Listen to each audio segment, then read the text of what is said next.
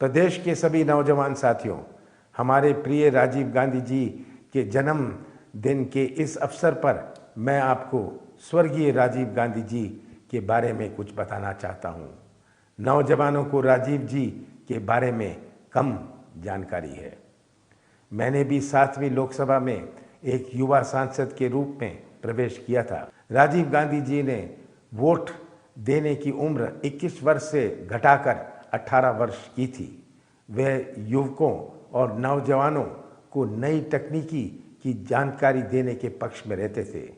जब राजीव जी ने देश में कंप्यूटर क्रांति की शुरुआत की, तब इसका ज्ञान बहुत कम लोगों के पास था। जब वे कंप्यूटर आईटी क्षेत्र तैयार करने की बात करते थे, तब विरोधी और दूसरे दल के लोग इस बात का मजाक उड़ाते थे। देश में कंप्यूटर को लेके विरोध और आंदोलन भी हुए हैं। आज के नौजवान और पहले के नौजवानों में अंतर है। आज के युवकों की सोच और उनके ज्ञान में भी अंतर आया है।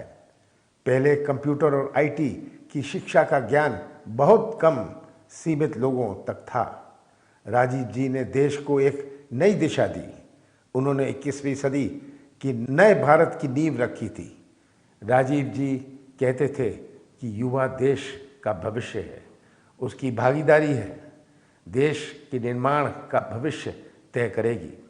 मुझे ये कहते हुए अफसोस है कि जो युवा 5-10 वर्ष पहले कॉलेज की पढ़ाई करके निकले हैं, वे अच्छे भविष्य का इंतजार करते करते आज ओवर एज हो गए हैं। ऐसे युवाओं जो पढ़े लिखे हैं और जिन्होंने उच्च शिक्षा प्राप्त की है, वे ना तो गांव के रहे और ना ही शहर के रहे।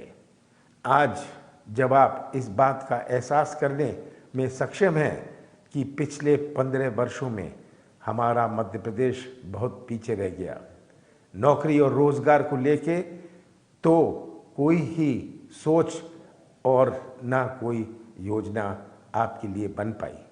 इससे नौजवानों में हताशा और निराशा का माहौल है। केवल मीडिया में ऐलान करने से नौजवानों को रोजगार नहीं मिलेगा। नौकरियां लगातार कम होती जा रही हैं।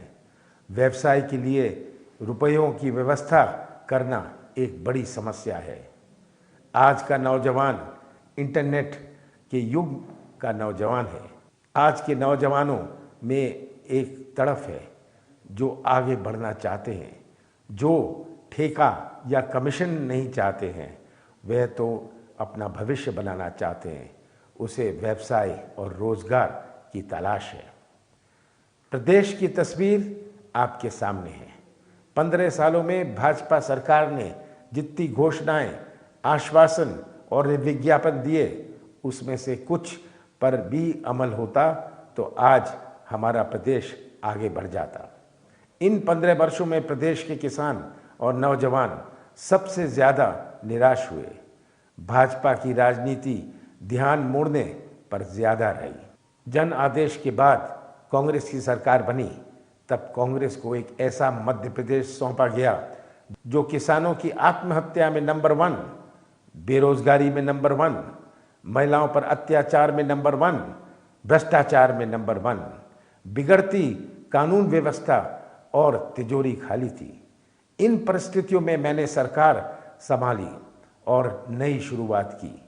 मुझे और मेरी सरकार को 5 वर्ष काम करने का जन आदेश मिला था, लेकिन मुझे 15 महीने ही मिले। इस 15 महीनों में से 3 महीने लोकसभा चुनाव और राजनीतिक उथल पुथल में ही निकल गए। 12 महीने में मैंने प्रशासन में एक नई सोच, नई दिशा और कार्यप्रणाली की शुरुआत की। मैंने नौजवानों के भविष्य को लेकर अपने संकल्प सामने रखे। इन 5 वर्षों में मेरा प्रयास पूरा प्रदेश की तस्वीर बदलने का होता। सरकारी नौकरी में अवसर और मौके बहुत सीमित हैं। मैंने निजी क्षेत्र में नई नौकरियां पैदा करने की योजना बनाई। विश्वास के बिना कोई निवेश नहीं आता है। निवेश तभी आता है जब प्रदेश पर विश्वास होता है। मैंने विश्वास बढ़ाया और मध्य प्रदेश की एक नई पहचान बनाने की शुरुआत की। मैंने प्रदेश में उद्योग लाने के नियम बिल्कुल आसान किए और एक शर्त रखी कि मध्य प्रदेश में जो भी उद्योग लगेंगे उसमें 70% नौकरी मेरे प्रदेश के नौजवानों को देनी होगी। मध्य प्रदेश में हॉर्टिकल्चर के क्षेत्र में बहुत संभावना है। मैं अपने प्रदेश को देश की हॉर्टिकल्चर राजधानी बनाना चाहता हूँ। मैंने युवाओं को हॉर्टिकल्चर से जोड़ने की योजना बनाई। अपने प्रदेश के फल सब्जी का वितरण पूरे देश में हो और इसका निर्यात विदेश में भी हो, ये मेरी योजना थी। हमारे मध्य प्रदेश की सीमा 5 राज्यों से जुड़ी हुई है। हमने प्रदेश को एक बड़ा लॉजिस्टिक हब बनाने की शुरुआत की। विभिन्न फूड पार्क की स्थापना के प्रयास किए, जिसके कारण फूड प्रोसेसिंग के क्षेत्र में निवेश आना शुरू हुआ। इससे प्रदेश में आर्थिक गतिविधि बढ़ती और प्रदेश के नौजवानों को रोजगार मिलता। आज के युग में कौशल विकास का बहुत महत्व है। छिंदवाड़ा में सालों पहले मैंने इसकी शुरुआत की थी। कौशल विकास प्रशिक्षण से कुशल कारीगरों का निर्माण होता है।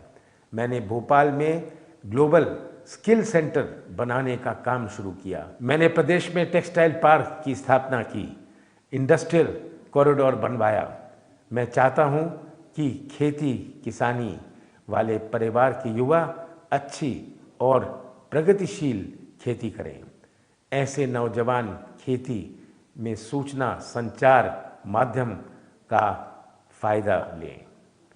मध्य प्रदेश की पहचान मिलावटखोरों और माफिया से थी।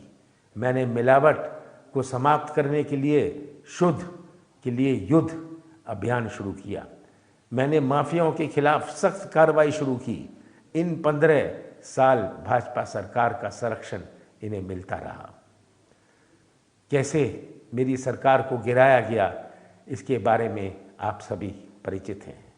सौदेबाजी और बोली बोलकर मेरी सरकार को गिराया गया।